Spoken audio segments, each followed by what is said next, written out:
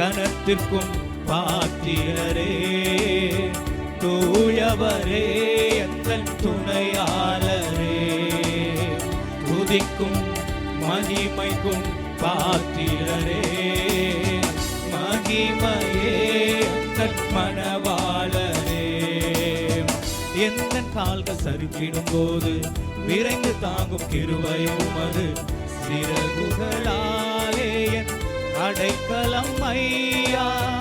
எந்த கால்கள் சறுக்கிடும் போது விரைந்து தாங்கும் கிருபை உமது, செட்டைகள் எனக்கு அடைக்கலம் ஐயா. மறைவிடமே எங்கள் தாவரமே, அடைக்கலமே நீரன் ஆதாரமே. மறைவிடமே எங்கள் தாவரமே, அடைக்கலமே நீரன் ஆதாரமே. ஆதாரமே ஆராதனை. அப்படி இருக்கிற இடங்களை எழுந்து நின்று நாம் ஆராதிப்போம்.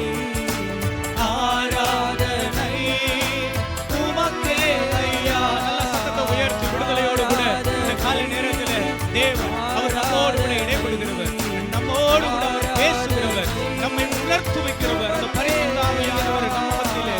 ஆராதனை ஆராதனை ஆராதனை உமக்கே ஐயா. ஆராதனை ஆராதனை ஆராதனை உமக்கே ஐயா. உம்மை பாடாமல் என்னால் இருக்க முடியாதையா, உம்மை துதிக்காம இருக்க என்னால் முடியாதையா.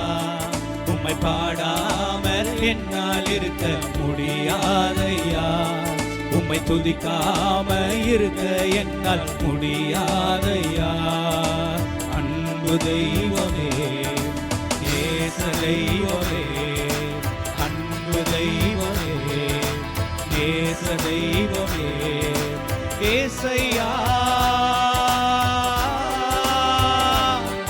என் ஏசையா. ஏசையா என் ஏசையா. எளிமையானவன் சிறுமையானவன், தண்ணீரை தேடி தாகத்தாலே நான் வறண்டு போனேனே. என்னை கண்டீரே, என் தாகம் தீர்த்தீரே. என்னை கண்டீரே, என் தாகம் தீர்த்தீரே. அற்பமாக எண்ணாமல் ஆதரித்தீரே, என்னை அற்பமாக எண்ணாமல் ஆதரித்தீரே. நல்ல கரங்களை தட்டி சொல்லு. உம்மை பாடாம என்னால் இருக்க முடியாதையா, உம்மை துதிக்காம இருக்க என்னால் முடியாதையா. சொல்லுவோமா? உம்மை பாடாம என்னால் இருக்க முடியாதையா, உம்மை துதிக்காம இருக்க என்னால் முடியாதையா. மனுஷ பார்க்கிற வண்ணமாய் நீ பார்ப்பதே இல்லை, பட்சபாதம் எதுவுமே உம்மிடம் இல்லை. மனுஷ பார்க்கிற வண்ணமாய் நீ பார்ப்பதே இல்லை, பட்சபாதம் எதுவுமே உம்மிடம் இல்லை. யாரையுமே நீ அற்பமாக பார்ப்பதே இல்லை. புழுதியிலிருந்து என்னை தூக்கி எடுத்தீரே, பலவீனன் என்று பாராமல் அணைத்து கொண்டீரே. புழுதியிலிருந்து என்னை தூக்கி எடுத்தீரே, பலவீனன் என்று பாராமல் அணைத்து கொண்டீரே. உம் அன்பிற்கு ஈடு இணை இல்லையப்பா, உம் இரக்கத்திற்கு முடிவேதான் இல்லையப்பா. உம் அன்பிற்கு ஈடு இணை இல்லையப்பா, உம் இரக்கத்திற்கு முடிவேதான் இல்லையப்பா. உம்மை பாடாம என்னால் இருக்க முடியாதையா, உம்மை துதிக்காம இருக்க என்னால் முடியாதையா. உம்மை பாடாம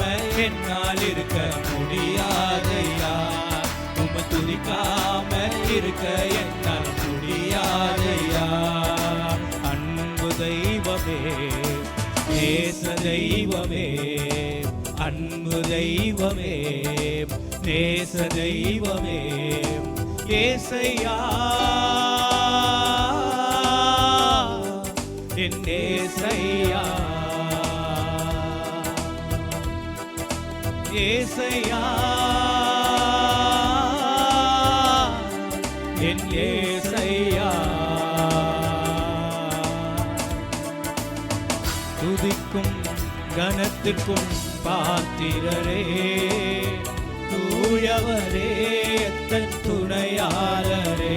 உணர்ந்து துதிக்கும் கனத்திற்கும் பாத்திரரே, மகிமையே தன் மணவாளரே.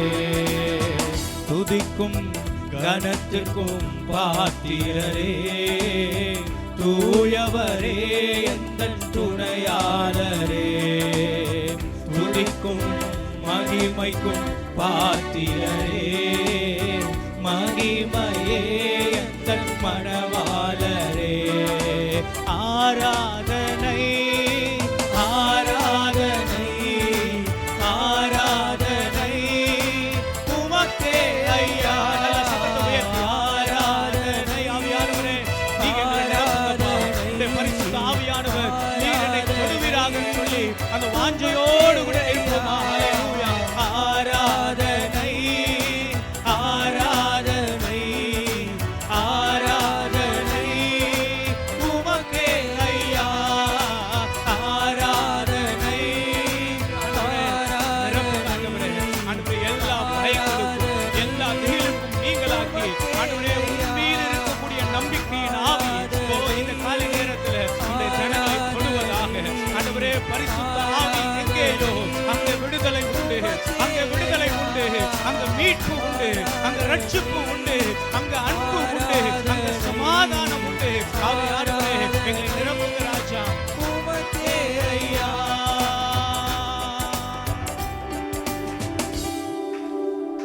ஆராதனை ஆராதனை ஆராதனை உமக்கே ஐயா.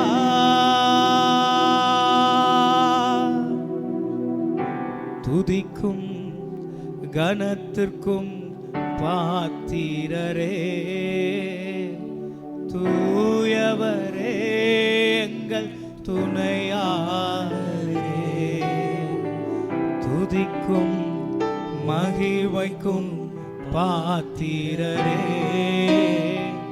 மகிமையே எங்கள் மணவாளரே.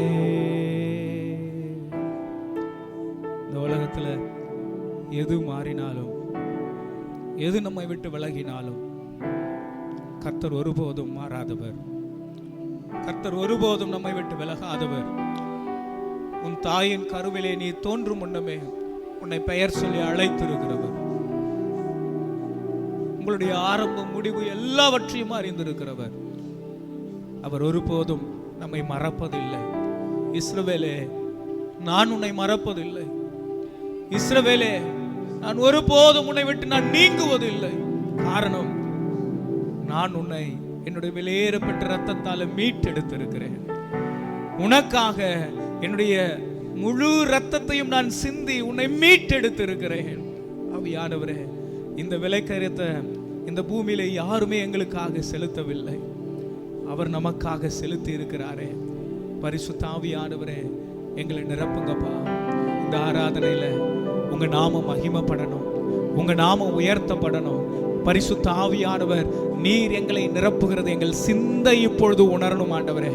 என்னுடைய ஆவியிலே, என்னுடைய ஆத்துமாவிலே நான் உம்மை உணர எங்களுக்கு உதவி செய்யுங்கப்பா. ரிபஹல துரபாஷி அந்தரபா ரிகபஹதுனமாஷி அந்தரல துருமி அந்தரபா ரிபஹல துரமாஷி அந்தரபா ரிகதர மஹல துருமிஷி அந்துரிபி ஓ ரிகபஹல துரமஹந்தரஷியா ரிபனஹல துருமி அந்தரபல துருமி ஆஹரஷியா ரிபல துரமா கர்த்தர் நமக்காக ஒரு காரியம் செய்வார். ஒருவேளை கர்த்தர் நமக்காக ஒரு காரியம் செய்வார். அநேகம் பேரை கொண்டாகிலும் கொஞ்சம் பேரை கொண்டாகிலும் ரட்சிக்க கர்த்தருக்கு தடை இல்லை. ரட்சிக்க கர்த்தருக்கு ஒருபோதும் தடை இல்லை. உன் வாழ்க்கையிலே காணப்படுகிற எல்லா காரியங்களில் இருந்து உன்னை தூக்கி எடுக்க அவருக்கு ஒருபோதும் தடை இல்லை. அந்த தடையற்ற தேவனை, தடையில்லாமை நமக்கு உதவி செய்கிற அந்த நல்ல ஆண்டவரை நோக்கி பார்த்து, ஆண்டவரை உமக்கு நன்றிப்பா, நீர் என்னை நடத்துகிறதற்காக நன்றி, நீர் என்னை பலப்படுத்தி இருக்கிறதற்காக நன்றி, நீர் செய்த எல்லா சகாயத்திற்காக நன்றி, ஆண்டவரே உம்முடைய இரக்கங்களுக்காக நன்றி, உம்முடைய கிருபைகள் நன்றி, உம்முடைய தயவுகளுக்காக நன்றி, ஆண்டவரே நீர் என்னோடு கூட வருகிறதற்காக நன்றி, ஆண்டவரே நீர் என்னை ஒருபோதும் மறக்காமல் ஆண்டவரே உம்முடைய நினைவிலே வைத்திருக்கிறதற்காக நன்றி. கர்த்தர் எனக்காக யாவையும் செய்து முடிக்கிறவர் என்பதை ஆண்டவரே உணர்ந்து நான் உம்மை துதிக்கிறேன். ரீகபா தரமா ஷியாந்தரவா முடிந்தா அதை உணர்ந்தவர்கள் எல்லாம் நல்ல கரங்களை தட்டி, கர்த்தர் எனக்காக நிச்சயமாக ஒரு காரியம் செய்வார். அவர் நிச்சயமாக ஒருவேளை அல்ல, அவர் எனக்காக ஒரு காரியம் செய்வார். அநேக பேரை கொண்டாகிலோ கொஞ்சம் பேரை கொண்டாகிலோ கர்த்தருக்கு ரட்சிக்க தடை இல்லை. அவர் ரட்சிக்க ஒருபோதும் தடை இல்லை. என் இயேசுவே, என் வாழ்க்கையிலே, என் குடும்பத்திலே நீர் என்னை நடத்த எனக்கு முன்பாக நீர் நடந்து போகிற நல்ல தேவனாக நீர் இருக்கிறீர். ஆவியானவரே, நாங்கள் உம்மை ஸ்தோத்திரிக்கிறோம் ராஜா. நன்றி நன்றி. ஹல்லேலூயா. நீர் நல்லவர், நீர் நல்லவர். தேற்றரவாளனே, என்னை தேடி வந்திரே. தேற்றரவாளனே, என்னை தேற்றும் தெய்வமே. தேற்றரவாளனே, என்னை தேடி வந்திரே. தேற்றரவாளனே, என்னை தேற்றும் தெய்வமே. நீர் நெருப்பாய் வருவீர், நீர் காற்றாய் வருவீர், நீர் அக்கினியாய் வருவீர், நீர் அன்பாக வருவீர். நீர் நெருப்பாய் வருவீர், நீர் காற்றாய் வருவீர், நீர் அக்கினியாய் வருவீர், நீர் அன்பாக வருவீர். காற்றாய் வந்தீரே, செங்கடல் பிளந்தீரே. கீழ்காற்றாய் வந்தீரே, செங்கடல் பிளந்தீரே. நீர் நெருப்பாய் வருவீர், நீர் காற்றாய் வருவீர், நீர் அக்கினியாய் வருவீர், நீர் அன்பாக வருவீர். நீர் நெருப்பாய் வருவீர், நீர் காற்றாய் வருவீர், நீர் அக்கினியாய் வருவீர், நீர் அன்பாக வருவீர். நான் வாழ்ந்தது உங்க கிருபை, நான் வளர்ந்தது உங்க கிருபை. என்னை உயர்த்தி வைத்தீரே கிருபையே. நான் வாழ்ந்தது உங்க கிருபை, நான் வளர்ந்ததும் உங்க கிருபை. என்னை உயர்த்தி வைத்தீரே கிருபையே. உங்க கிருபை வேண்டுமே, உங்க கிருபை போதுமே. உங்க கிருபை இல்லாம நான் ஒன்றும் இல்லையே. உங்க கிருபை நம்பிக்கையோட சொல்லுவோமா? ஆண்டவரே, உங்க கிருபை போதும். அந்த கிருபை இல்லாம என்னால உயிர் வாழ முடியாது, என்னால இருக்க முடியாது. ஆண்டவரே, ஒன்றும் இல்லையே இயேசுவே. தனிமையில் அழுத போது தேற்றிட யாரும் இல்ல, தள்ளாடி நடந்த போது தாங்கிட யாரும் இல்ல. தனிமையில் அழுத போது தேற்றிட யாரும் இல்ல, தள்ளாடி அடி நடந்த போது தாங்கிட யாரும் இல்ல, கதறி அழுத நேரத்தில் என் கண்ணீர் துடைத்த உங்க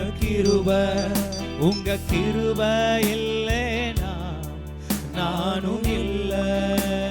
சேர்ந்து ஆண்டவரை பார்த்து, உங்க கிருப இல்லைனா நானும் இல்ல.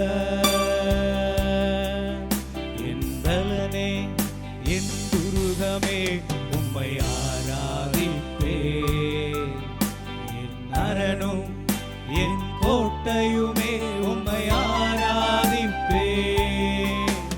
என் பலனே என் துருகமே உம்மை ஆராதிப்பே, என் அரணும் என் கோட்டையுமே உம்மை ஆராதிப்பே. ஆராதிப்பே இயேசுவையே. வலதுகையை உயர்த்தி ஆண்டவரை நோக்கி சொல்லுவோம். நேசிப்பே என் நேசரையே. நல்ல சத்தத்தை உயர்த்தி ஆராதிப்பே என் இயேசுவையே. நேசிப்பே என் நேசரையே. மீண்டும் ஒருமுறை ஆராதிப்பே. ஆராதிப்பே என் இயேசுவையே. நேசிப்பே என் நேசரையே. ஆராதிப்பே இயேசுவையே. நேசிப்பே என் நேசரையே.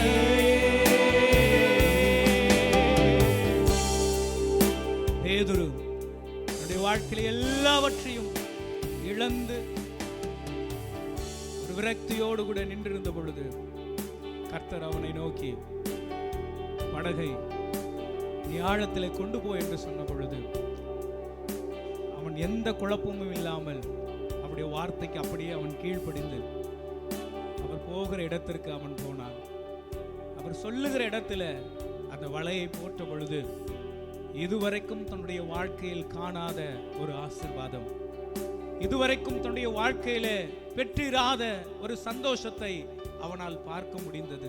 இந்த காலை நேரத்தில் ஆண்டவரை தேடி வந்திருக்கிற நமக்கு அவர் சொல்லுகிற பாதையில நடக்கும் பொழுது, அவர் இருக்க சொல்லுகிற இடத்துல இருக்கும் பொழுது, அவர் சொல்லுகிற அந்த வார்த்தைகளை கீழ்ப்படிந்து வாழும் பொழுது ஆண்டவர் சொல்லுகிற ஒரு வார்த்தை, இதுவரைக்கும் நீ பார்த்திராத ஆசீர்வாதம், இதுவரைக்கும் நீ கண்டிராத சமாதானம், இதுவரைக்கும் நீ பெற்றிராத சந்தோஷத்தை கர்த்தர் உனக்கு கொடுக்க அவர் இறங்கி வந்திருக்கிறார்.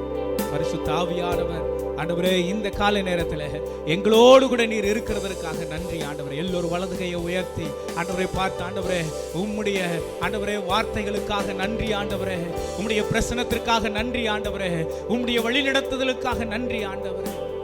ஆராதிப்பே இயேசுவையே. நேசிப்பே என் நேசரையே. ஆராதிப்பே இயேசுவையே. நேசிப்பே என் நேசரையே. ஆராதிப்பே இயேசுவையே. நேசிப்பே என் நேசரையே.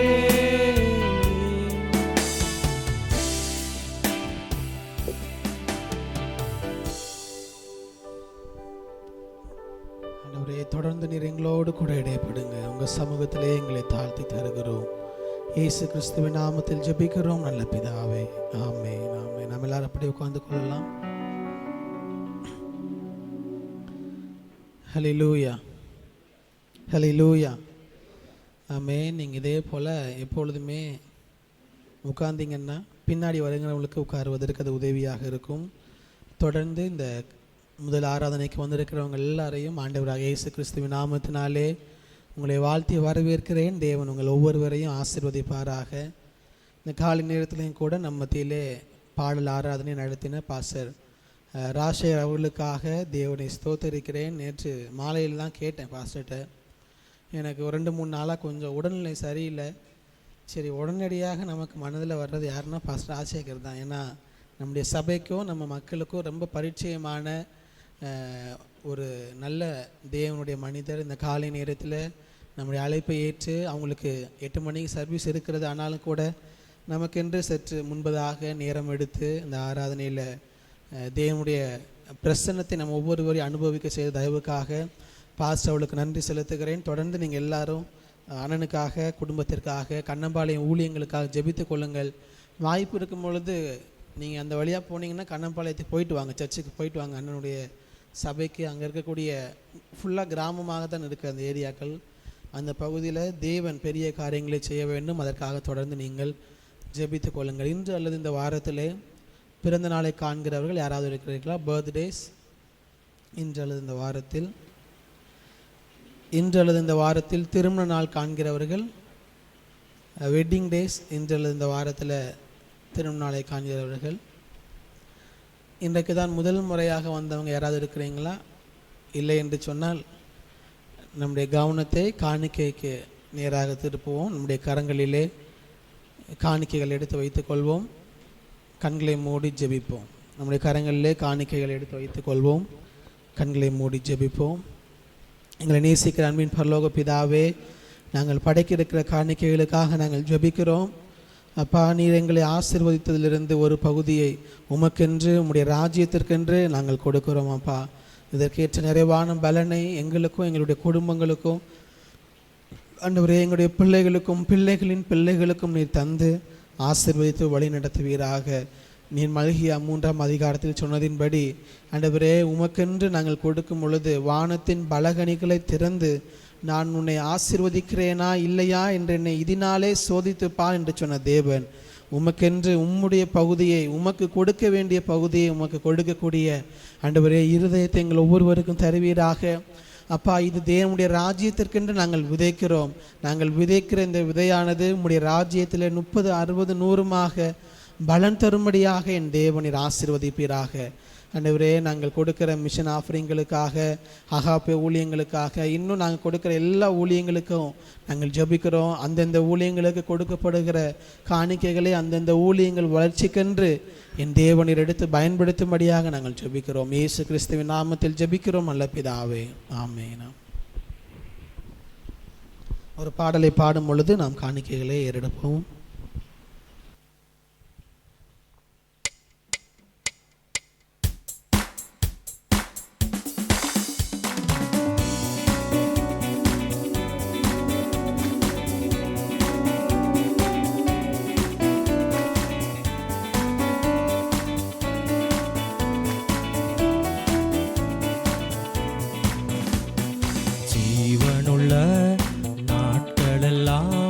இயேசுவுக்காய் வாழ்வோம், இருப்பதுவோ ஒரு வாழ்வு, அதை அவருக்கு கொடுத்திடுவோம். ஜீவனுள்ள நாட்களெல்லாம் இயேசுவுக்காய் வாழ்வோம், இருப்பதுவோ ஒரு வாழ்வு, அதை அவருக்கு கொடுத்திடுவோம். வாழ்ந்திடுவோம், நாம் வாழ்ந்திடுவோம், இயேசுவுக்காக வாழ்ந்திடுவோம். வாழ்ந்திடுவோம், நாம் வாழ்ந்திடுவோம், இயேசுவுக்காக வாழ்ந்திடுவோம். ஜீவனுள்ள நாட்களெல்லாம் இயேசுவுக்காய் வாழ்வோம், இருப்பதுவோ ஒரு வாழ்வு, அதை அவருக்கு கொடுத்திடுவோம். இயேசுவும் தனக்காய் வாழாமல் அவர் நமக்காய் தானே வாழ்ந்தாரே. இயேசுவும் தனக்காய் வாழாமல் அவர் நமக்காய் தானே வாழ்ந்தாரே. உயிரையும் கூட நமக்கு தந்தாரே, இதற்கு பதிலாய் என்ன செய்வோமே? நாமும் வாழ்ந்திடுவோம் இயேசுவுக்காய். ஜீவனுள்ள நாட்களெல்லாம் இயேசுவுக்காய் வாழ்வோம், இருப்பதுவோ ஒரு வாழ்வு அதை அவருக்கு கொடுத்திடுவோம். ஊழியம் செய்வது பாக்கியமே, அதின் பலனோ இன்று நாம் அறியோமே. ஊழியம் செய்வது பாக்கியமே, அதின் பலனோ இன்று நாம் அறியோமே. கர்த்தர் ஒரு நாள் வந்திடுவாரே, அன்று இதன் பலன் கொண்டு வருவாரே. கண்டு மகிழ்ந்திடுவோம், துள்ளிடுவோம், ஜீவனுள்ள நாட்களெல்லாம் இயேசுவுக்காய் வாழ்வோம். இருப்பதுவோ ஒரு வாழ்வு, அதை அவருக்கு கொடுத்திடுவோம். யாரோ செய்யட்டும் எனக்கென்ன, நான் நலமாயிருந்தால் அது போதும். யாரோ செய்யட்டும் எனக்கென்ன, நான் நலமாயிருந்தால் அது போதும். என்றே சுயமாய் வாழ்வதினாலே பின்னால் நீயும் வருந்திடுவாயே. என்றே உணர்ந்தாயோ இன்றே வா, ஜீவனுள்ள நாட்களெல்லாம் இயேசுவுக்காய் வாழ்வோம். இருப்பதுவோ ஒரு வாழ்வு, அதை அவருக்கு கொடுத்திடுவோம். ஜீவனுள்ள நாட்களெல்லாம் இயேசுவுக்காய் வாழ்வோம். இருப்பதுவோ ஒரு வாழ்வு, அதை அவருக்கு கொடுத்திடுவோம். வாழ்ந்திடுவோம், நாம் வாழ்ந்திடுவோம், இயேசுவுக்காக வாழ்ந்திடுவோம்.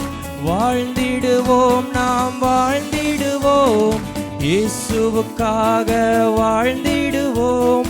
ஜீவனுள்ள நாட்களெல்லாம் இயேசுவுக்காய் வாழ்வோம். இருப்பதுவோ ஒரு வாழ்வு, அதை அவருக்கு கொடுத்திடுவோம்.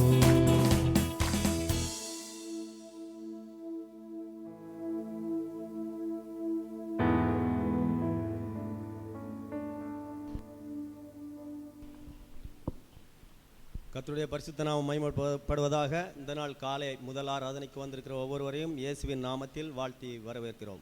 சபையின் அறிவிப்புகள்.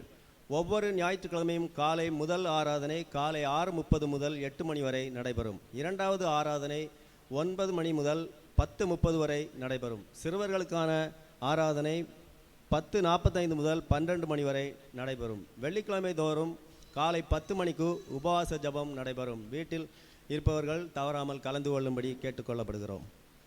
ஒவ்வொரு நாளும் அந்தந்த ஏரியாவில் கேர்சல் நடைபெறுகிறது. நீங்கள் அந்தந்த ஏரியாவிலே விசுவாசிகள் தவறாமல் கலந்து கொள்ளும்படி கேட்டுக்கொள்ளப்படுகிறோம். குளோபல் எக்ஸாமுக்கான ஃபீஸ் கொடுக்காதவர்கள் உண்டானால், அந்த புக்கு வாங்காதவர்கள் உண்டானாலும் சுரேஷ் பிரதர் அவர்களிடம் 100 ரூபாய் கொடுத்து நீங்கள் வாங்கி கொள்ளும்படி தாழ்மையுடன் கேட்டுக்கொள்ளப்படுகிறது. நமது தலைமை இடமாக கொண்ட மதுரை ஏஜி ஸ்தாபனத்துடைய தலைமை இடமாக கொண்ட இடத்தில் கட்டுமான பணிகள் நடக்கிறது. அதற்காக உற்சாகமாக கொடுக்கிறவர்கள் காணிக்கையை என்னிடத்திலோ இல்லை சபை போதகரிடத்திலோ நீங்கள் கொடுக்கும்படி கேட்டுக்கொள்கிறோம். அது ஒரு ஸ்கொயர் ஃபீட் கட்டுவதற்கு 2050 ரூபாய். மிக குறைந்த செலவில் அதை அங்குள்ள விசுவாசி கற்றுக் கொடுக்கிறார்கள். நீங்கள் அதற்காக உற்சாகமாக கொடுங்கள். ஒரு சிலர் கொடுத்திருக்கிறார்கள். இன்னும் நீங்கள் உற்சாகமாக தனிநபராகவோ இல்லை குடும்பத்தினராகவோ சேர்ந்து ஒரு ஸ்கொயர் ஃபீட்டுக்காகவோ இல்லது அதற்கு அதிகமாகவோ நீங்கள் கொடுக்கலாம்.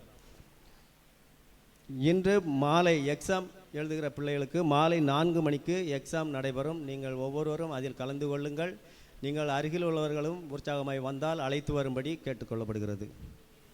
சனிக்கிழமை தோறும் பைபிள் டியூஷன் அந்தந்த ஏரியாவில் நடைபெறுகிறது. நீங்கள் தவறாமல் கலந்து கொள்ளும்படி கேட்டுக்கொள்ளப்படுகிறோம்.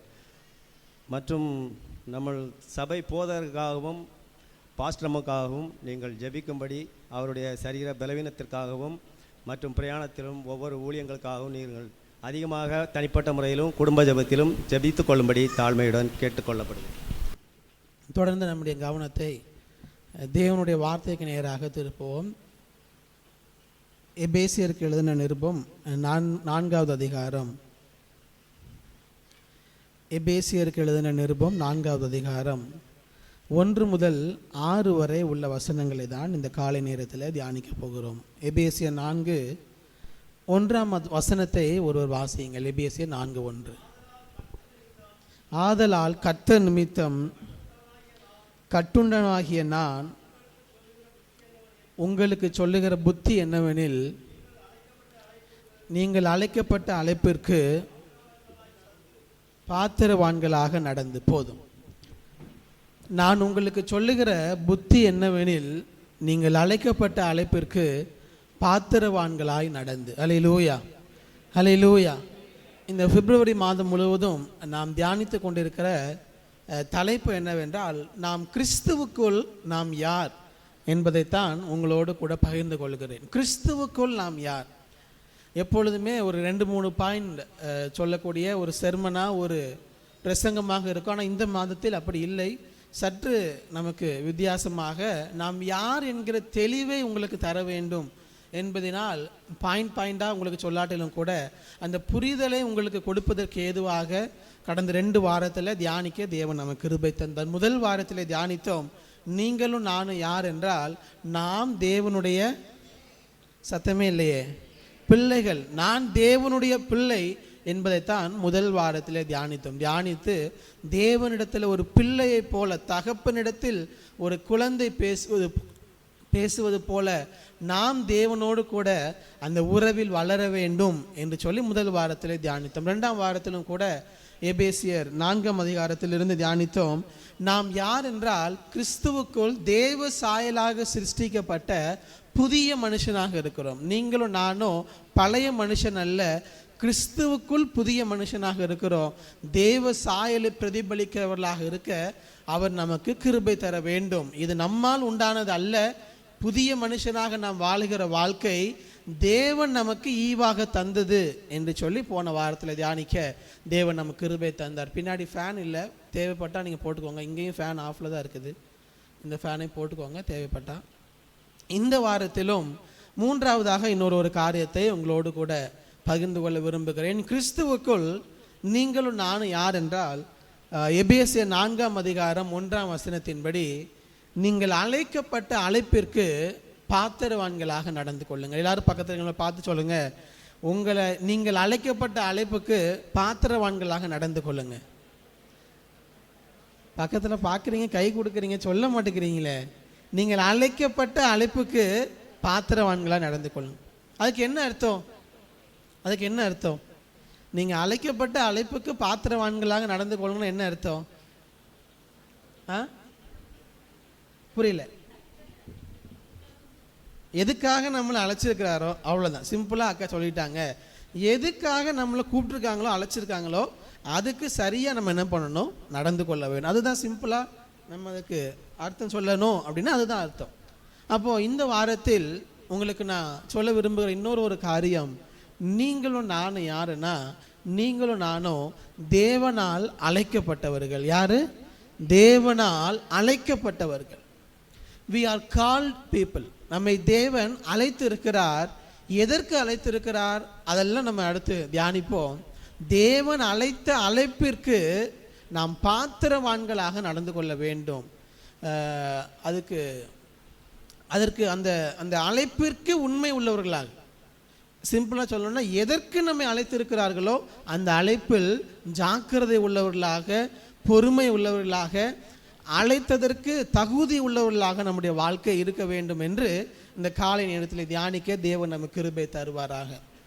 பொதுவாகவே அழைப்பு என்று சொல்லும் பொழுது நம்முடைய இருதயத்தில் இருக்கக்கூடிய காரியம், முழு நேரமாக ஒரு பாஸ்டராக இருக்கிறார் என்றால் அவருக்கு தேவனுடைய அழைப்பை தேவன் தருகிறார்.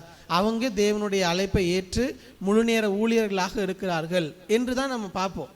ஆனால் இந்த எபேசியர் எழுதின நிருபம் போதகர்களுக்காக எழுதப்பட்டது அல்ல.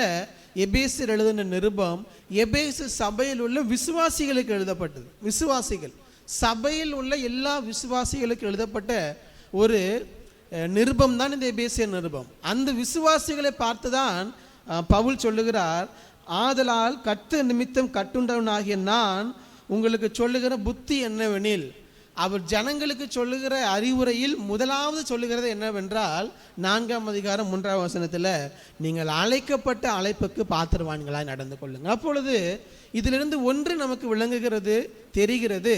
அழைப்பு என்பது சபையில் உள்ள போதகருக்கு மாத்திரம் அல்ல, போதகருக்கும் தேவன் அழைப்பை தருகிறார், விசேஷித்த அழைப்பை தருகிறார். ஆனால் சபையில் உள்ள எல்லாரும் தேவனால் அழைக்கப்பட்டவர்கள். அல்லேலூயா, அல்லேலூயா. நம்ம எல்லாரும் தேவனால் அழைக்கப்பட்டவர்கள். நம்ம எல்லாரும் அழைக்கப்பட்ட அழைப்பிற்கு பாத்திரவான்களாக நடந்து கொள்ள வேண்டும். ஆனால் இன்றைக்கு இருக்கக்கூடிய சோகமான சூழ்நிலை என்னவென்றால், அநேக போதகர்கள் இதை விசுவாசிகளுக்கு சொல்வதும் இல்லை, விசுவாசிகள் அதற்கு ஏற்றாற்போல் வாழ்வதும் இல்லை. ஏனென்றால் எல்லாரும் அழைக்கப்பட்டவங்கன்னா ஆளாளுக்கு ஒன்று பண்ண ஆரம்பிச்சிருவாங்கன்னு மேக்ஸிமம் யாரும் சொல்லிக் கொடுக்கறதே இல்லை. நம்ம எல்லாரும் அழைக்கப்பட்டவர்கள்.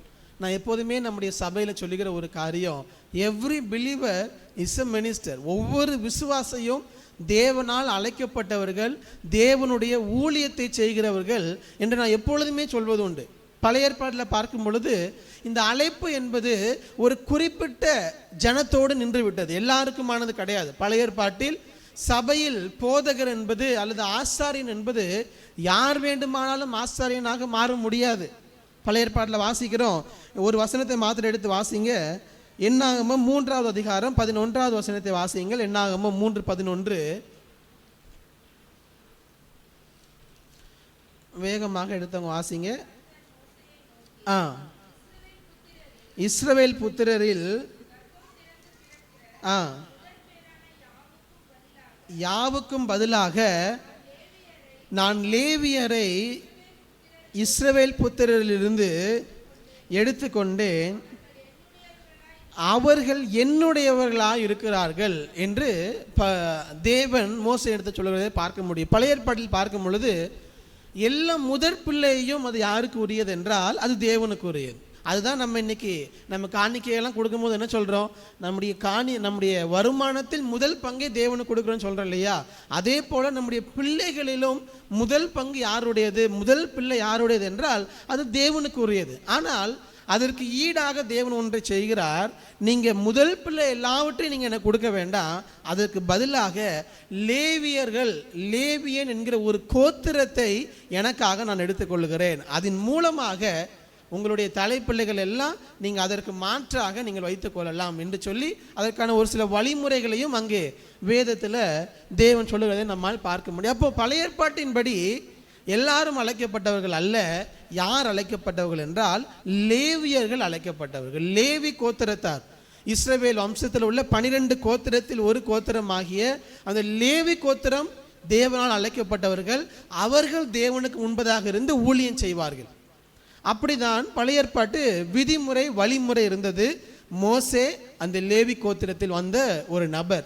அதனால்தான் மோசே ஜனங்களை வழி நடத்துகிறார். அதன் பின்பு பார்க்கிறோம் யார் ஆசாரியனாக நியமிக்கப்படுகிறார் என்றால் ஆரோன் ஆசாரியனாக நியமிக்கப்படுகிறார். ஆரோனுக்கு பின்பு ஆரோனுடைய பிள்ளைகள் ஆசாரியர்களாக வருகிறார்கள். பழைய ஏற்பாட்டை பொறுத்தவரை லேவியர்கள் மட்டும்தான் சந்ததியாக ஆசாரியர்களாக இருப்பார்கள். தேவனுக்கும் ஜனங்களுக்கும் இடையில் ஜனங்களின் சார்பாக தேவனிடத்திலும் தேவனுடைய சார்பாக ஜனங்களிடத்திலும் நிற்கக்கூடிய அந்த அழைப்பு லேவி கோத்திரத்தாருக்கு மட்டும்தான் இருந்தது. லேவியர்கள் மட்டும்தான் அந்த வேலையை செய்ய முடியும். ஆனால் இயேசு கிறிஸ்து எப்பொழுது இந்த உலகத்துக்கு வந்தாரோ, 2000 ஆண்டுகளுக்கு முன்பதாக எப்பொழுது இந்த உலகத்துக்கு வந்தாரோ அப்பொழுது அவர் ஒன்றை மாற்றுகிறார்.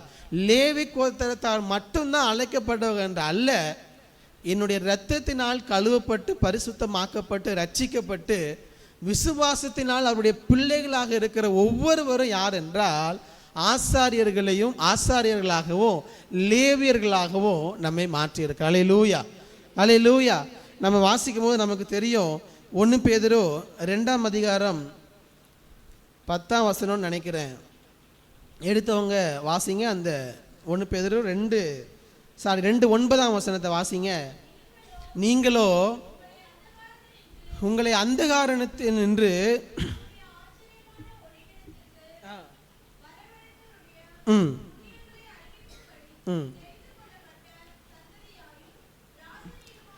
தெரிந்து கொள்ளப்பட்ட சந்ததியாயும் ராஜரீகமான ஆசாரிய கூட்டமாயும் பரிசுத்த ஜாதியாயும் அவருக்கு சொந்தமான ஜனமாயும் இருக்கிறீர்கள். அல்லேலூயா.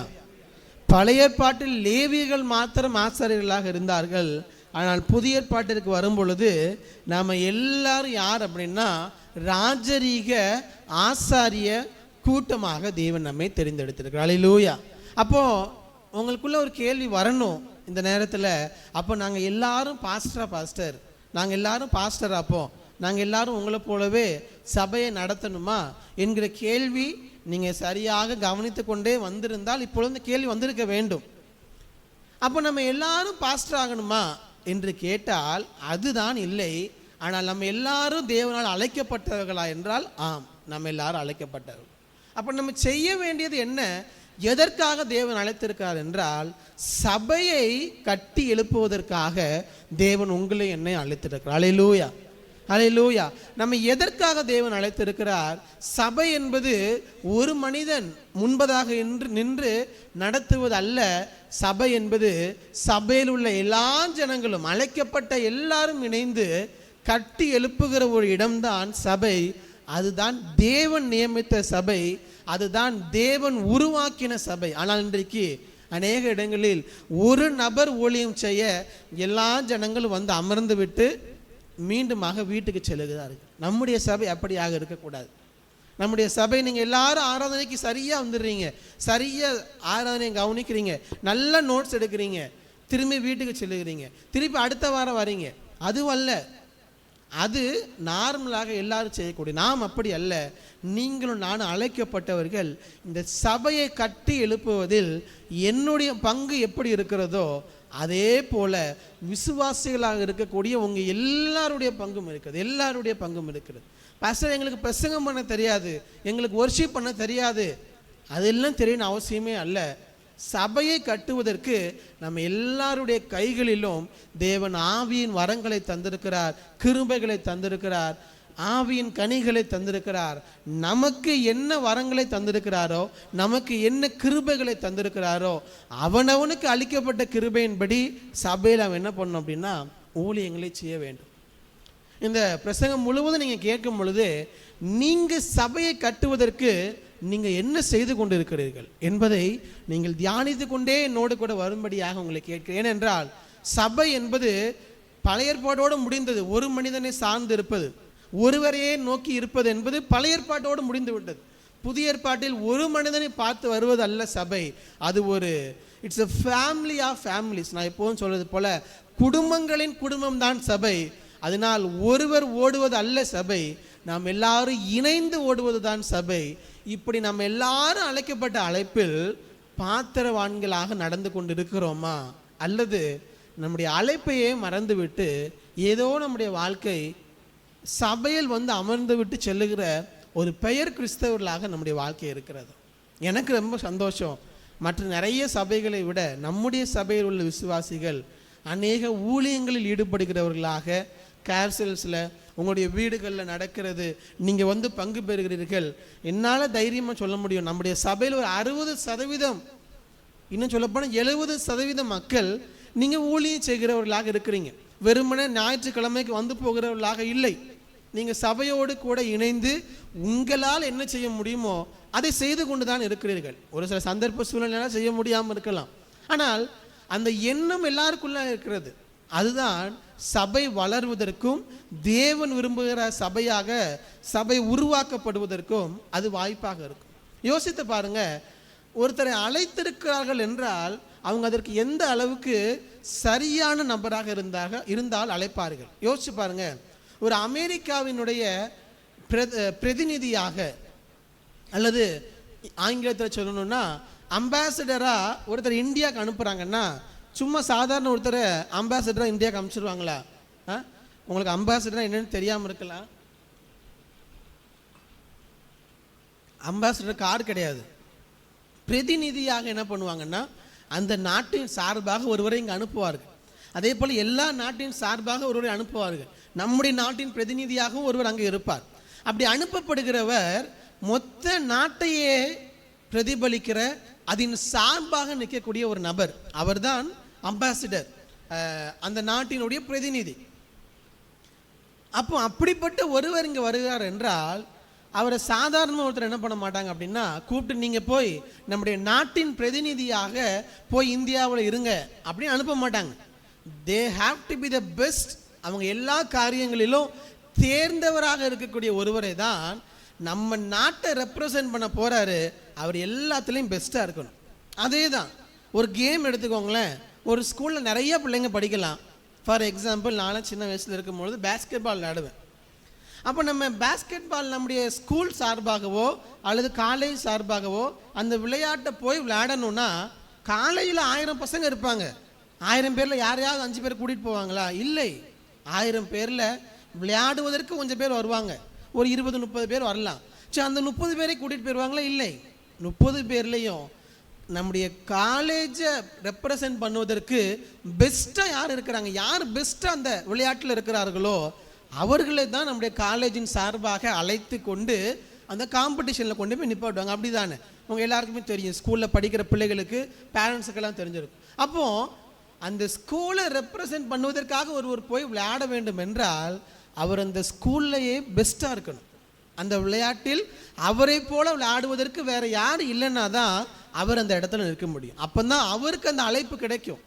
அப்போ யோசிச்சு பாருங்கள், எவ்வளோ தூரம் ஒரு சாதாரணமான விளையாட்டில் உங்கள் ஸ்கூல்லையோ காலேஜையோ ரெப்ரசன்ட் பண்ணணும்னா கூட நீங்கள் அது எல்லாரையும் விட பெஸ்ட்டாக இருக்கணும்னா தேவன் உங்களை என்னையும் அவருடைய பிரதிநிதியாக, ஆங்கிலத்தில் வாசிக்கும் பொழுது we are ambassadors of God, தேவனுடைய பிரதிநிதிகளாக இந்த உலகத்தில் உங்களை என்னையும் வைத்திருக்கிறார்னா நம்முடைய வாழ்க்கை தரம் எந்த அளவுக்கு இருக்க வேண்டும், நம்முடைய வாழ்க்கை தரம் எந்த அளவுக்கு இருக்க வேண்டும். ஏனென்றால் நீங்களும் நானும் தேவனுடைய பிள்ளைகள். அதே நேரத்தில் அவருடைய பிரதிநிதிகளாக இந்த உலகத்தில் நம்மை வைத்திருக்கிறார்.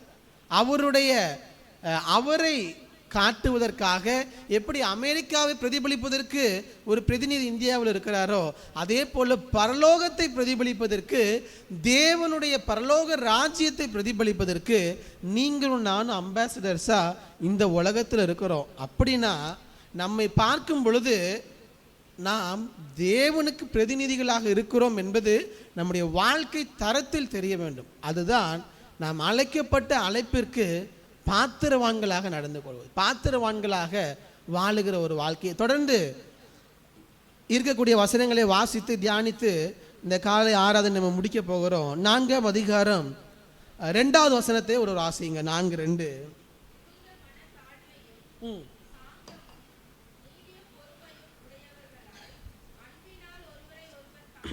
போதும். ஸோ இந்த அழைப்பிற்கு நாம் எப்படி பாத்திரவான்களாக நடந்து கொள்ள வேண்டும் என்று வசனம் சொல்லுகிறது.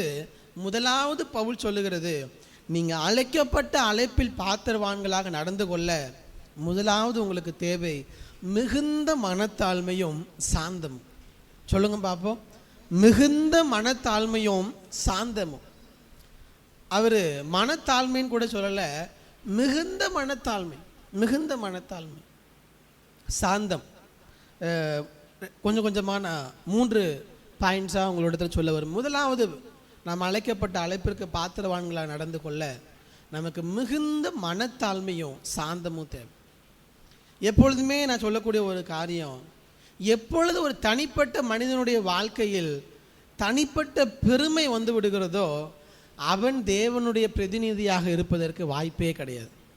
அது விசுவாசிகளானாலும் சரி, சபையின் போதகரானாலும் சரி, யாராக வேண்டுமானாலும் இருக்கட்டும், எப்பொழுது தனிப்பட்ட பெருமை ஒரு மனிதனுக்குள்ளோ ஒரு தேவ பிள்ளைக்குள்ளாக வருகிறதோ அப்பொழுதே அவர்கள் தேவனுடைய அழைப்பிற்கு பாத்திரவான்களாக இருப்பதற்கு வாய்ப்பே இல்லை. நம்ம நினைக்கலாம், தேவனுடைய அழைப்பு இருக்கணும்னா இந்த இது இருக்கணும், இந்த வரங்கள் இருக்கணும், அது இருக்கணும்.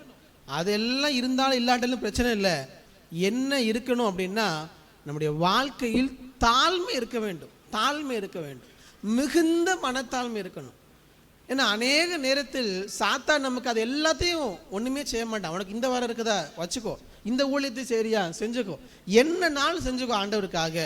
நம்மை அறியாமலே நமக்குள்ள என்ன கொடுத்துடுவான்னா பெருமையை கொடுத்து விடும். பெருமை, இந்த பர்சனல் ப்ரைட், தனிப்பட்ட பெருமை நமக்குள் வந்துருச்சுன்னு வச்சுக்கோங்களேன், நம்மால் தேவனுடைய பிரதிநிதியாக இந்த உலகத்தில் வாழ முடியாது. அநேக நேரங்களில் யாராவது ஏதாவது செய்யும் பொழுது நம்மை அறியாமலே இந்த வார்த்தை நம்முடைய வாயில் வருகிறது அல்லது நம்முடைய சிந்தையில் வருகிறது என்றால் நம்மை அறியாமலேயே நமக்குள்ளாக அந்த பெருமை வந்து விட்டது. அவங்களுக்கு என்ன தைரியம் இருக்கும், நமக்கு முன்பாக அவங்க எப்படி இப்படி செய்யலாம் அப்படிங்கிற எண்ணம் நமக்கு வந்துருச்சுனாலே நமக்குள்ள என்ன வந்துருச்சுன்னு அர்த்தம், பெருமை நம்மை அறியாமலேயே நமக்குள்ளாக வந்து விட்டது என்று தான் அர்த்தம். இந்த பெருமைகள் இருக்கும் பொழுது கடினமான வார்த்தைகளை பயன்படுத்துவோம், மற்றவர்களிடத்தில் கடினமான வார்த்தைகள், அவளை குறைத்து பேசுகிற வார்த்தைகள், இதெல்லாம் நமக்குள்ளே வந்துருச்சுனாலே நீங்கள் கன்ஃபார்ம் பண்ணிக்கலாம் நமக்குள்ளாக நம்மை அறியாமலேயே பெருமை வந்து விட்டது.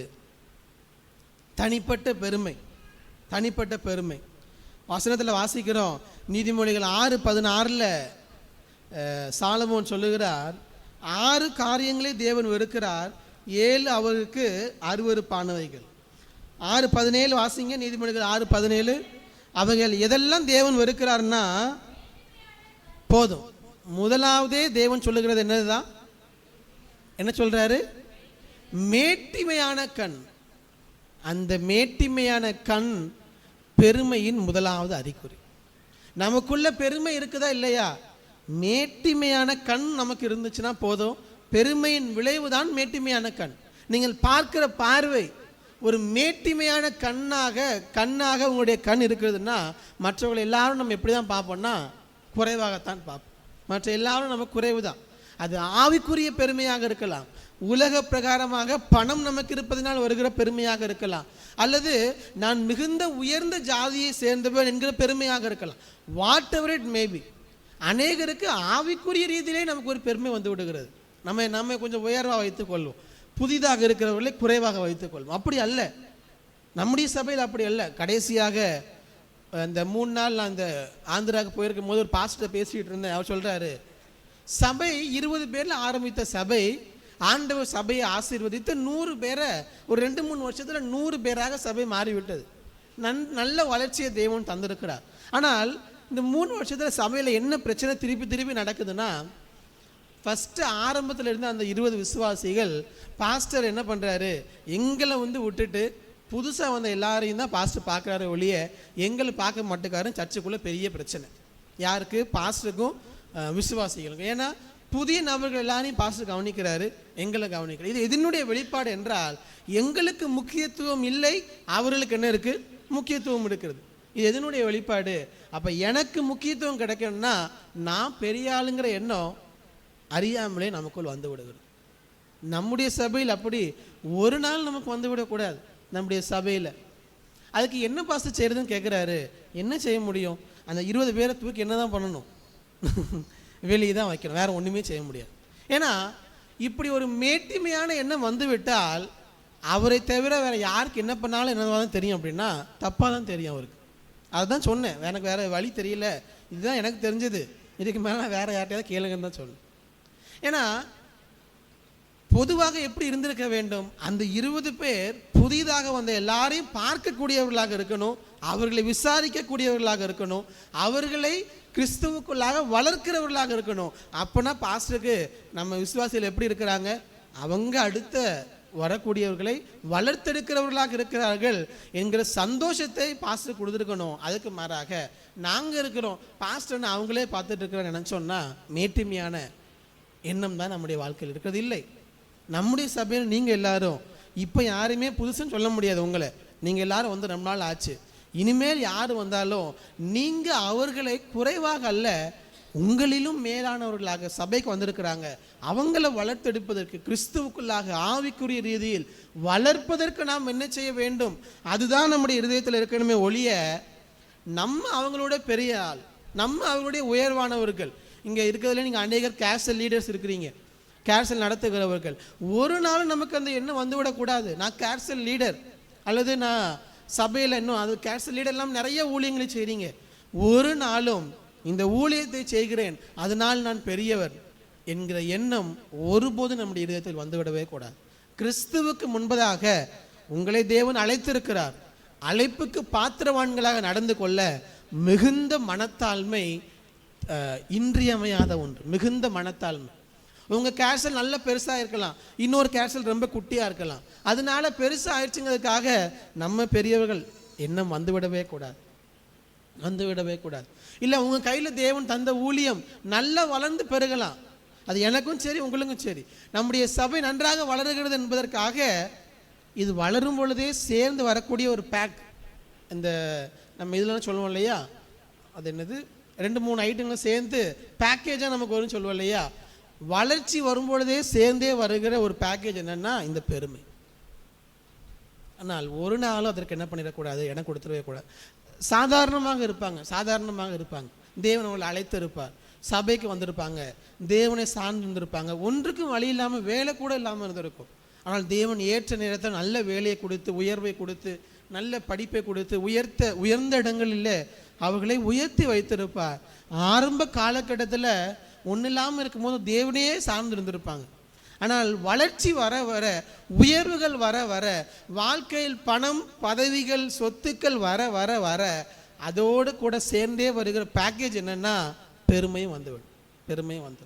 இந்த பெருமை வரும் பொழுது தேவனை மறந்துவிட்டு அதை பிடித்து கொள்ளும். ஃபஸ்ட்டு நான் தேவனை மறக்கலைன்னு சொல்லலாம்.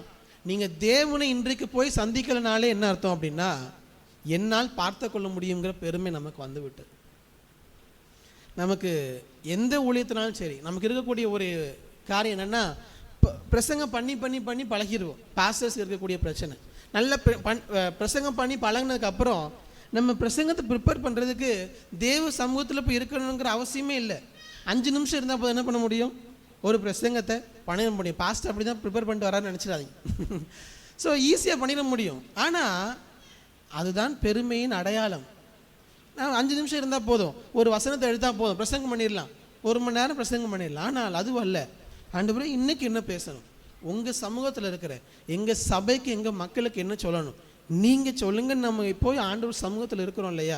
நீங்கள் எல்லா கேர்சல்ஸ் லீடர்ஸும், எல்லா ஊழியங்களை செய்கிறவர்களும் எல்லாமே உங்களுக்கு பழகிருக்கும். ஊழியங்கள் செய்வது உங்கள் வீட்டில் நடக்குதுன்னா எல்லாமே பழகிருக்கும். அப்படி அல்ல, இன்றைக்கு எங்கள் வீட்டில் நடக்குது, கேர்சல் நடக்குது, இன்றைக்கு இந்த ஊழியத்தை செய்ய போகிறோம், நாங்கள் என்ன செய்யணும், அதுக்கு எங்களை தகுதிப்படுத்துங்க, எங்களுக்கு கற்றுத்தாங்கன்னு மிகுந்த மனத்தாழ்மையோடு அவரிடத்தில் அமர்ந்திருக்கோம் இல்லையா. எல்லா நேரங்களிலும் அவரையே சார்ந்திருக்கிறோம் இல்லையா. அதுதான் மனத்தாழ்மையின் அடையாளம். மத்திய 11:28 சொல்றாரு, வருத்தப்பட்டு பாரம் சுமக்கவர்களே நீங்கள் எல்லாரும் என்னிடத்தில் வாருங்கள், இளைப்பாறுதல் தருவேன், நான் சாந்தமும் மனத்தாழ்மையுமா இருக்கிறேன், என்னிடத்தில் கற்றுக்கொள்ளுங்கள் சொல்லுகிறார். எப்படி இருக்கிறாரா, சாந்தமும் மனத்தாழ்மையும் அவரிடத்தில் தான் இருக்கிறது. அப்போது நம்முடைய கிறிஸ்தவ வாழ்க்கையிலும் இந்த உலக பிரகாரமான வாழ்க்கையிலும் எத்தனை உயரங்களுக்கு நாம் சென்றாலும் அவரிடத்தில் தான் கற்றுக்கொள்ள வேண்டும்.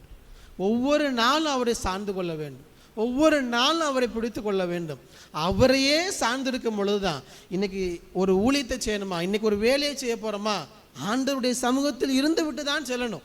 அதுதான் அவரை சார்ந்து கொள்வதற்கான அடையாளம். இன்னைக்கு ஒரு முடிவு எடுக்க போகிறோமா, அவர் சமூகத்தில் இருந்து விட்டு தான் செய்ய வேண்டும். நமக்கு பழக்கப்பட்ட எத்தனை நாட்கள் ஆனாலும் சரி, ஒவ்வொரு நாளும் அந்த மனத்தாழ்மை நமக்குள் இருப்பதற்கான அடையாளம் அவர் சமூகத்தில் இருந்து செய்வது. அவர் சமூகத்தில் கேட்டு எல்லா காரியங்களும் நமக்கு தெரியும். பணத்தை கையாள தெரியும், குடும்பத்தை நடத்த தெரியும், எல்லாமே தெரியும். ஆனால் எல்லாம் தெரியுங்கிற எண்ணம் எப்போ வருதோ அப்பொழுது நமக்குள் பெருமை வந்து விடுகிறது. இல்லை, எல்லாம் தெரிந்தாலும் தேவ சமூகத்தில் அமர்ந்திருக்காமல், அவரிடத்தில் கற்றுக்கொள்ளாமல் மனத்தாழ்மையும் சாந்தமும் நம்முடைய வாழ்க்கையில் வருவதற்கு வாய்ப்பே கிடையாது. அல்லேலூயா. அப்போ ஒவ்வொரு நாளும் அவரிடத்தில் கற்றுக்கொள்ள, அந்த மனத்தாழ்மையும் சாந்தத்தையும் தேவனிடத்தில் கற்றுக்கொள்ள அவர் நமக்கு கிருபை தருவாராக. அடுத்து சொல்றாரு பாருங்க, 2ஆம் வசனத்தை அடுத்த பகுதி வாசிங்க, 4:2 வாசிங்க.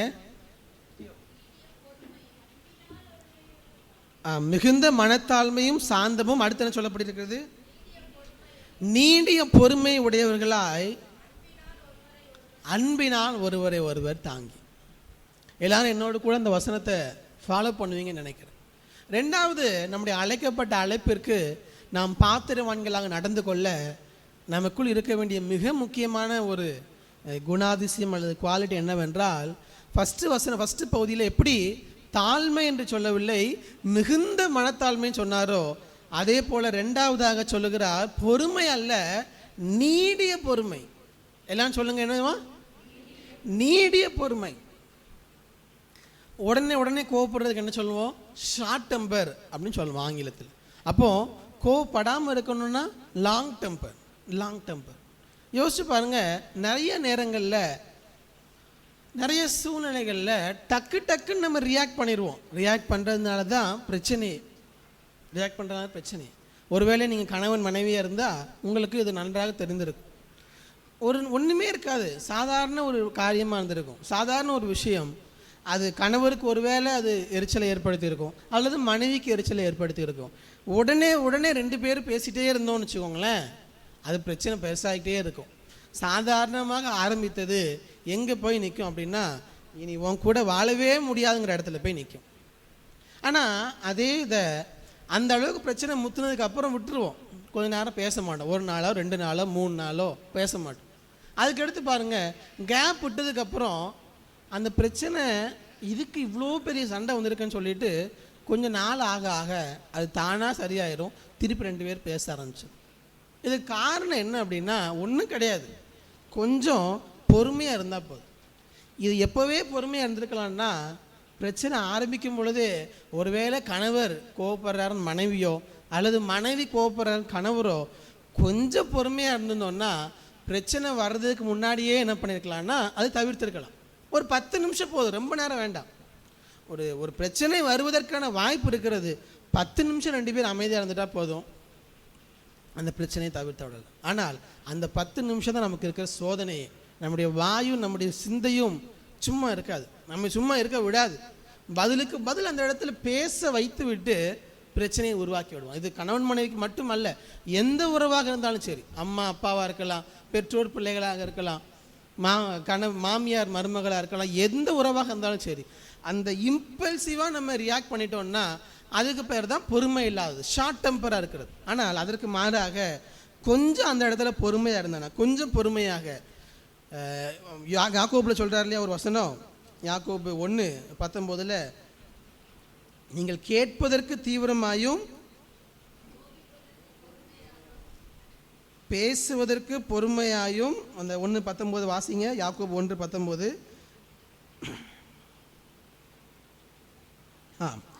ஆகையால் என் பிரியமான சகோதரரே, யாவரும் கேட்கிறதற்கு தீவிரமாயும் பேசுகிறதற்கு பொறுமையாயும். எதுக்கு தாமதமாக இருக்கணுமா? எதுக்கு? கோபிக்கிறதற்கு தாமதமாக இருங்க. கோபப்பட வேணா சொல்லலை, கோபப்படுறது என்ன பண்ணுங்க, கொஞ்சம் தாமதம் பண்ணிக்கோங்கன்னு சொல்கிறார். நீங்கள் தாமதம் பண்ணாலே போதும், தேவையில்லாத இடங்களில் கோபம் வராது. நம்ம ரியாக்ட் பண்ணும்போது தான் பிரச்சனை. நீங்கள் கொஞ்சம் நேரம் எடுத்து அதை பார்த்தீங்கன்னா நீங்கள் ரியாக்ட் பண்ண மாட்டீங்க, மாறாக ரெஸ்பாண்ட் பண்ணுவீங்க. அதுக்கு நம்ம என்ன செய்ய வேண்டும்? பிள்ளைகள் இடத்துலையும் சரி, கணவன் இடத்துலையும் மனைவி இடத்துலும் நிறைய முறை நானே யோசிச்சிருக்கிறேன், எதுக்கு இந்த தேவையில்லாத காரியத்துக்கு இவ்வளோ கோவப்பட்டோம்? கொஞ்சம் நேரம் கழிச்சு தான் தெரியும். அந்த நேரத்தில் ரியாக்ட் பண்ணாமல் இருந்திருந்தாலே போதும், நமக்கு இந்த பிரச்சனையே வந்திருக்காது. அந்த நேரத்தில் நமக்கு பிரச்சனையே வந்திருக்கு. நிறைய நேரத்தில் கோபங்கள் வரதான் செய்யும். நாம் எதிர்பார்த்தது போல் காரியங்கள் நடைபெறவில்லை என்று சொல்லும் பொழுது நமக்கு கோபம் வரதான் செய்யும். யாராவது சொல்ல முடியுமா, என்னை போலவே என்னுடைய குடும்பத்தில் இருக்க எல்லாரும் இருப்பாங்கன்னு சொல்ல முடியுமா? முடியாது. உங்களை போலவே இருந்தாங்கன்னா அது குடும்பமாக இருக்காது, அது ஹாஸ்டலாக தான் இருக்கும். ஒரு பாய்ஸ் ஹாஸ்டல் அல்லது கேர்ள்ஸ் ஹாஸ்டல் மாதிரி தான் இருக்கும். எல்லாரும் உங்களை போலவே இருக்க மாட்டாங்க, கண்டிப்பாக நம்மை போலவே இருக்க மாட்டாங்க. குடும்பம், கணவன் மனைவி ஒரே போல் இருக்க மாட்டாங்க, மாறி மாறி தான் இருக்கும். நம்ம சபையில் ஊழியம் செய்கிற இடத்துல எல்லாரும் உங்களை போலவே இருப்பாங்களா? மாட்டாங்க. எல்லாரும் உங்களுக்கு ஏற்றார் போலவே இருப்பாங்களா? இருக்க மாட்டாங்க. வேறு வேறு போல் இருப்பாங்க. அவங்களுடைய பர்சனாலிட்டி வேறு மாதிரி இருக்கும், அவங்க வளர்ந்த விதங்கள் வேறு மாதிரி இருக்கும், அவங்களுடைய பேச்சுக்கள் வேறு மாதிரி இருக்கும். நீங்கள் எல்லாத்தையும் பொறுமையாக பேசுகிற நபராக இருப்பாங்க, அவங்க எல்லாத்தையும் ஸ்ட்ரெயிட் ஃபார்வர்டாக சொல்லிடுவாங்க. அப்போ நமக்கு இப்படி வித்தியாசமான ஜனங்களே நம்ம சபையில் பார்க்குறோம், குடும்பத்தில் சுற்றி இருக்க இடங்களில் பார்க்கலாம். இந்த எல்லா இடத்துலையும் நம்ம உடனே நமக்கு ஏற்றால் போல் நடக்கலன்னு கோவப்பட்டோம்னா எங்கேயுமே நம்மளால் சர்வை பண்ணவே முடியாது, எந்த இடத்துலையும் நம்மளால் சர்வை பண்ணவே முடியாது. யோசிச்சு பாருங்கள், நான் நினைக்கிறது போலவே சபையில் இருக்க எல்லா விசுவாசிகள் இருக்குன்னு நினச்சோன்னா டெய்லி எல்லாரும் கூட என்ன பண்ணிட்டு தான் இருக்கணும் அப்படின்னா டென்ஷன்லையும் கோவத்துலையும் தான் இருக்கணும். இல்லை, ஒரு சிலர் நம்ம எதிர்பார்த்தது போலவே இருப்பாங்க, ஒரு சிலர் நம்ம எதிர்பார்த்ததற்கு டெட் அகெயின்ஸ்டாக இருப்பாங்க. ஆனால் அவர்களும் யார் தான்? சபையில் அங்கத்தினர் தான். ஊழியத்தில் அங்கத்தினர் தான். தேவன் அவர்களை சபைக்குள்ளாக தான் வைத்திருக்கிறார். அப்போ எல்லாரிடத்திலும் நம்ம எப்படி இருக்கணும் அப்படின்னா மிகுந்த பொறுமையோடு, நம்முடைய டீலிங் நமக்கு பிடித்தவர்களோடு மட்டுமல்ல, எல்லாரோடும் மிகுந்த பொறுமையோடு தான் நம்ம டீல் பண்ணணும். உங்களுடைய குடும்பத்திலோ, சுற்றி இருக்கக்கூடிய இடத்திலோ, வேலை ஸ்தலத்திலோ, சபையிலோ, முக்கியமாக உங்களுடைய அழைப்பு சபையில் நம்மளுடைய டீலிங் எப்போதுமே அப்படி தான் இருக்கணும்னா மிகுந்த பொறுமையோடு, ஷார்ட் டெம்பராக இல்லை, உடனே ரியாக்ட் பண்ணுறதா இல்லை, மிகுந்த பொறுமையோடு. ஒருவர் ஒரு காரியத்தை பேசுகிறாருன்னா நம்ம உடனே அவங்கள என்ன பண்ணிடக்கூடாதுன்னா ஜட்ஜ் பண்ணிடக்கூடாது, அவங்கள உடனே நியாயம் தீர்த்திடக்கூடாது. அவங்களுடைய பேக்ரவுண்ட் எப்படி இருந்துச்சோ, அவங்க நம்மகிட்ட பேசுறதுக்கு முன்னாடி என்ன சூழ்நிலையிலிருந்து வந்தாங்களோ நமக்கு தெரியாது, அவங்க யார்கிட்ட இடத்துல பேசிட்டு வந்தாங்க, என்ன ஸ்ட்ரெஸ்ஸில் வந்தாங்களோ அதெல்லாம் நமக்கு தெரியாது. நம்ம உடனடியாக பேசணும்னு என்ன பண்ணிடக்கூடாது, அதை அப்படியே எடுத்துக்கொண்டு அவங்க இடத்துல கோவப்பட்டுறக்கூடாது. மாறாக கொஞ்சம் வெயிட் பண்ணுங்க. கொஞ்சம் ஒருவேளை கடந்த வாரத்தில் கூட நிறைய பிரச்சனை வந்திருக்கலாம் உங்களுக்கு, குடும்பத்திலையோ மற்றவரிடத்திலோ. எந்த சூழ்நிலையிலும் ஒரு பேசின உடனே பதிலுக்கு நீங்கள் பேசிட்டீங்கன்னா அது அங்கே நீங்கள் தேவனுடைய அன்பை வெளிக்காட்டுவதற்கு வாய்ப்பே கிடையாது. என்ன பண்ணுமா, அதுக்கு மாறாக ரொம்ப தெளிவாக சொல்கிறாரு எபேசி 4:2, நீடிய பொறுமையாயும் அன்பினாலே நீங்கள் என்ன பண்ணணுமா, ஒருவரை ஒருவர் தாங்கி, அன்பினால் ஒருவரை ஒருவர் தாங்கணும். நீங்கள் எல்லா சூழ்நிலையிலும் அவர்களை நம்ம அன்பினால் அரவணைக்கிறவர்களாக. எஸ், கடினமான நபர்களை சந்தித்து தான் ஆக வேண்டும். சபையில் கடினமான நபர்களை நீங்கள் அட்ஜஸ்ட் பண்ணி தான் ஆகணும். அந்த நேரங்கள்லாம் என்ன பண்ணணும், அன்பினால் ஒருவரை ஒருவர் தாங்கணும், அன்பினால் ஒருவரை ஒருவர் தாங்க. ஒரு சிலர் கண்டிப்பாக நமக்கு முன்பதாக பேசத்தான் செய்வாங்க நம்மளை பற்றி. யாராவது சொல்லுவீங்களா, இல்லை பாஸ்டர் எல்லாருமே நல்லா தான் பேசுகிறாங்கன்னு சொல்கிறீங்களா? இல்லை, கண்டிப்பாக நம்மை பற்றி பேச தான் செய்வாங்க. அந்த இடத்துலலாம் பதிலுக்கு பேசுவது அல்ல, அல்லது அந்த நபரிடத்துல பேசாமல் போவது அல்ல, நீடிய பொறுமையாயும் கொஞ்சம் பொறுமையாக இருந்துட்டு பொறுமையோடு விடுறதல்ல, அன்பினால் அவர்களையும் தாங்கணும். நம்ம அன்பினால் அவர்களையும் சேர்க்க வேண்டும். எப்படியாவது அன்பை காட்டி அந்த அன்புடைய வாழ்க்கையில் கிரியை செய்வதற்கு அன்பை கொடுத்து கொண்டே இருக்க வேண்டும். அன்பு நீடிய சாந்தமும் தயவும் உள்ளது, அது பொறுமையாக இருக்கும், எல்லா சூழ்நிலையும் சகித்து கொள்ளும், சினமடையாது. 1 கொரிந்தியர் 13 முழுவதும் வாசிப்பாங்க.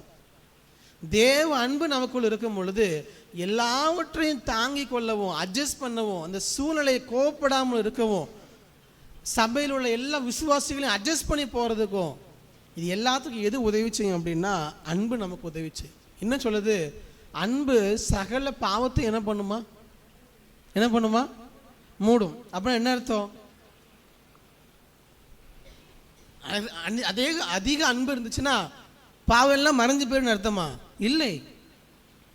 ஒரு நபர் ஒரு பாவத்தில் இருக்கிறாரு, தேவனுக்கு பிரியமில்லாத ஒரு காரியத்தை செய்கிறாரு, அவரிடத்துல போய் கோபப்படுவது அல்ல அழைக்கப்பட்ட அழைப்பு. அவரிடத்துல போய் மீண்டும் மீண்டும் நீங்கள் அன்பு செலுத்தும் பொழுது, தேவ அன்பை செலுத்தும் பொழுது, எவ்வளோ பெரிய பாவத்தில் அவர் இருந்தாலும் சரி, நீங்கள் தேவ அன்பை கொடுக்க கொடுக்க கொடுக்க கொடுக்க அவர் ஆட்டோமேட்டிக்காக அந்த பாவத்திலிருந்து மாறுகிறதே உங்களால் பார்க்க முடியும். அதுதான் அர்த்தம். என்னென்னா அன்பு சகல பாவங்களையும் மூடும். அவர் எப்படிப்பட்ட பாவத்தில் இருந்தாலும் சரி, நீங்கள் அன்பை கொடுக்க கொடுக்க கொடுக்க அவருடைய வாழ்க்கையில் தேவன் மாற்றத்தை தருவார். ஹல்லேலூயா, ஹல்லேலூயா. எப்படி நீங்கள் அநேகரை பார்த்துருக்க முடியும். நமக்கு அவங்க செய்கிற தப்பு தான் இல்லை என்று சொல்லவில்லை, தப்பு பண்ணுறாங்கிறதுக்காக உடனே கோவப்படுவது அல்ல தேவன் நமக்கு கற்றுக் கொடுப்பது. நீடிய பொறுமையாயும் உங்கள் சபை, உங்கள் வீட்டில் நடக்கக்கூடிய ஊழியங்களாக இருக்கட்டும், சபையில் நடக்கக்கூடிய மற்ற நீங்கள் நிறைய ஊழியங்களை செய்வீங்க. சபையில் எல்லா இடங்களிலும் நீடிய பொறுமையை தேவன் நமக்கு தரணும். நீடிய பொறுமையை உடனே ரியாக்ட் பண்ண ஆரம்பிச்சிட்டோம்னா உங்களுக்கு தேவன் தந்த அழைப்புக்கு பாத்திரவான்கள் நம்மால் நடந்து கொள்ள முடியாது. எல்லா சூழ்நிலையிலும் அன்பினால் அவர்களை தாங்குவதற்கு. எஸ், அவங்க நம்ம இடத்துல ஒன்று பேசலாம், மற்றொரு இடத்துல ஒன்று பேசலாம், நமக்கு முன்பதாக ஒன்று பேசலாம், பின்பதாக ஒன்று பேசலாம், அதுவும் நமக்கும் தெரிஞ்சும் இருக்கலாம், பிரச்சனையே இல்லை. எல்லா சூழ்நிலையிலும் நீங்கள் உங்கள் மனதில் வைத்துக்கொள்ள வேண்டிய ஒரு காரியம், ஆண்டவரே எல்லா சூழ்நிலையிலும் எல்லாரையும் அன்பினால் தாங்குவதற்கு எனக்கு கிருபை தாங்க. அன்பினால் எல்லாரையும் தாங்கணும். எல்லா இடத்திலும் நீடிய பொறுமையோடு இருக்கணும். அவங்க நமக்கு ஏற்றாற்போல் இல்லாவிட்டாலும் அவரிடத்துல பொறுமையோடு நான் காரியங்களை செய்யணும். அன்பினால் அவர்களை தாங்கணும். அதற்கு எனக்கு உதவி செய்யுங்க. என்று சொல்லி தேவனிடத்தில் கேட்கணும். கடைசியாக சொல்லி முடிக்கிறேன். 3வது வசனத்தை வாசிங்க. சமாதான கட்டினால் ஆவியின் ஒருமையை காத்து கொள்வதற்கு ஜாக்கிரதையாயிருங்கள். கடைசியாக நம்முடைய அழைக்கப்பட்ட அழைப்பிற்கு 3வதாக நமக்கு இருக்க வேண்டிய ஒரு குணாதிசயம், எல்லா சூழ்நிலையிலும் சபையின் ஒற்றுமையை சமாதான கட்டினால் ஒருமையை காத்து கொள்வதற்கு நாம் பிரயாசப்பட வேண்டும். அல்லேலூயா. ஒரு நாளும் ஒரு வேற்றுமைக்கு அல்லது ஒரு பிரச்சனைக்கு நாம் காரணமாக இருக்கக்கூடாது. எல்லா சூழ்நிலையிலும் அந்த ஒற்றுமையை காப்பாற்றுவதற்கு நாம் என்ன செய்யணும்? அதை செஞ்சிடணும். ஒருத்தங்க பிரச்சனைக்கு காரணமாக இருக்கிறாங்க, பிரச்சனை உருவாக்குற மாதிரி இருக்குது, நம்ம இதை செஞ்சுட்டா பிரச்சனை ஆயிருமா? அப்போ என்ன பண்ணுங்க, அந்த இடத்துல அந்த ஒற்றுமையை காத்துக்கொள்வதற்கு நம்ம என்ன செய்யணும்? அதற்கு ஏற்றாற் போல போயிடணும். வசனத்தை சொல்கிறார் இல்லையா பவுல், 1 கொரிந்தியர் 12ஆம் அதிகாரம். சபையில் நிறைய பேர் இருக்கிறாங்க, எல்லாரும் சபையில் வெவ்வேறு விதமாக இருப்பாங்க. ஒரு கண்ணாக இருக்கலாம், ஒரு கையாக இருக்கலாம், ஒரு காலாக இருக்கலாம், எல்லாரும் வேறு வேறு மாதிரி இருப்பாங்க. யோசிச்சு பாருங்க, ஒரு நாள் கண், காது, மூக்கு, வாய், காய், கால் எல்லாம் சேர்ந்து சொல்லுது. வயிறு எப்போது ஒரு வேலையும் பார்க்க மாட்டேங்குது, சும்மாவே இருக்குது. அதனால நம்ம என்ன செய்யக்கூடாது? கை எடுத்து சாப்பிடக்கூடாது, வாய் மண்ணு சாப்பிடக்கூடாது, சாப்பாட்டுக்காக நம்ம வேலை செய்யக்கூடாது. இனிமேல் அதுவே என்ன பண்ணிக்கட்டும், வயிறு சாப்பிட்டுக்கட்டும் அப்படின்னு எல்லா உறுப்புகளும் இருந்துச்சா என்ன ஆகும்? 4 நாள் கழித்து தெரிஞ்சிடும், நம்ம கையில் என்ன இருக்காது? ஸ்ட்ரென்த்தே இருக்காது, உடம்புல தெம்பே இருக்காது. அதுக்கப்புறம் ஆட்டோமேட்டிக்காக சாப்பாடு எடுத்து சாப்பிட்டு வயிறை ஃபில் பண்ணும். அதே போல் தான் சபையில் எல்லாரும் ஒரே மாதிரி இருந்துட முடியாது. அப்படி தானே? எல்லாரும் ஒரே மாதிரியா இருக்கிறீங்க, எல்லாரும் ஒரே ஊழியத்தை செய்கிறீங்க? இல்லை, ஒரே ஊழியத்தை செய்ய முடியாது. ஒரு சிலருக்கு ஆண்டவர் முன்பதாக நிற்கக்கூடிய ஊழியத்தை செய்யலாம், ஒரு சிலர் இசையை வாசிக்கலாம், ஒரு சிலர் கேசல் லீடராக இருக்கலாம், ஒரு சில வெவ்வேறு விதமான ஊழியங்களை செய்வோம். ஒவ்வொருத்தருக்கும் அவங்க தகுதிக்கு ஏற்றாற் போல, அவங்களுக்கு தேவன் தந்த கிருபை வரங்களுக்கு ஏற்றாற் போல தேவன் வெவ்வேறு ஊழியங்களை தருவார். கண்ணு ஒரு நாள் என்ன பண்ணக்கூடாதுன்னா கையை பார்த்து கம்ப்ளைண்ட் பண்ணக்கூடாது. உடம்பு முழுவதும் கண்ணாக இருந்துச்சுன்னா என்ன செய்யறது? அது அருவருக்கத்தக்கதாக இருக்கும். சர்ச்சில் இருக்க எல்லாரும் ஸ்டேஜில் நின்று பிரசங்கம் பண்ணால் யார் கேட்குறது? யாருமே கேட்க முடியாது, எல்லாரும் பிரசங்கம் தான் போகணும். அப்படி அல்ல, கண்ணோட வேலையை பார்க்கும், வாயினுடைய வேலையை பார்க்கும், கையினுடைய வேலையை பார்க்கும். எப்போனா எல்லா உறுப்புகளும் இசைவாய் ஒரே சரீரமாக இருந்தால் மட்டும்தான் அது நன்றாக செயல்படுகிற ஒரு சரீரமாக இருக்கும். அதே தான் சபைக்கும். எல்லாரும் ஒவ்வொருத்தரும் ஒவ்வொரு இஷ்டத்துக்கு நம்ம ஓடிக்கிட்டு இருந்தோம்னா யோசிப்பாங்க. இருதயம் அது பாட்டுக்கு ஒரு இஷ்டத்துக்கு துடிக்குது, கை அது இஷ்டத்துக்கு ஒரு வேலையை பார்க்குது. இருதயம் ரொம்ப துடிக்க நம்மளும் ஓடிட்டே இருந்தோம்னா இன்னும் இருதயத்துக்கு என்ன தான் கொடுக்கும்? பேர்டன் தான் ஆகும். இல்லை, சரீரம் முழுவதும் ஒரே இசைவாக இருக்கும் பொழுது தான் அது ஹெல்த்தியாக இருக்கும். அதே தான் சபைக்கும். சமாதானம் கட்டினால் நம்ம என்ன பண்ணணுமா? எபேசியர் 4:3 சொல்கிறது போல, சமாதானம் கட்டினால் ஆவியின் ஒருமையை காத்து கொள்வதற்கு ஜாக்கிரதையாக இருங்கள். ஒரு நாளும் இவங்க இதை பண்ணுறாங்க, நம்ம இது பண்ணலை, அவங்க அது பண்ணுறாங்க, வேண்டவே வேண்டாம். சபைக்குள்ளாக ஒரு நாளும் வந்து விடக்கூடாது. உங்கள் கேர்சலுக்குள்ளாகவும் சரி, நீங்கள் செய்கிற ஊழியத்திலும் சரி, எல்லா காரியத்திலும் ஒருமையை காத்துக்கொள்வதற்கு என்ன செய்யணுமோ அதற்கு நேராகத்தான் நம்முடைய பாதையில் இருக்கும். யோசிச்சு பாருங்க, இன்னைக்கு ஒருவேளை உங்களை பார்த்து சொல்லியிருப்பாங்க, ஆனால் ஒரு 2 வாரம் கழிச்சு பாருங்க, 2 மாதம் கழிச்சு பாருங்க, அதே நபர் உங்களை புரிந்து கொள்வார்கள். ஆனால் அந்த 2 மாதம் டைம் கொடுக்க வேண்டியது அவசியம். They need time. அவங்களை சரிப்படுத்திக் கொள்வதற்கோ அல்லது உங்களை பார்க்குற பார்வையை மாற்றிக்கொள்வதற்கோ அவங்களுக்கு டைம் கொடுக்கணும். அதனால் சமாதானம் கட்டினால் ஒருமையை காத்துக்கணும். அது குடும்பத்துக்கும் சரி, குடும்பத்திலையும் சரி, சபையிலும் சரி.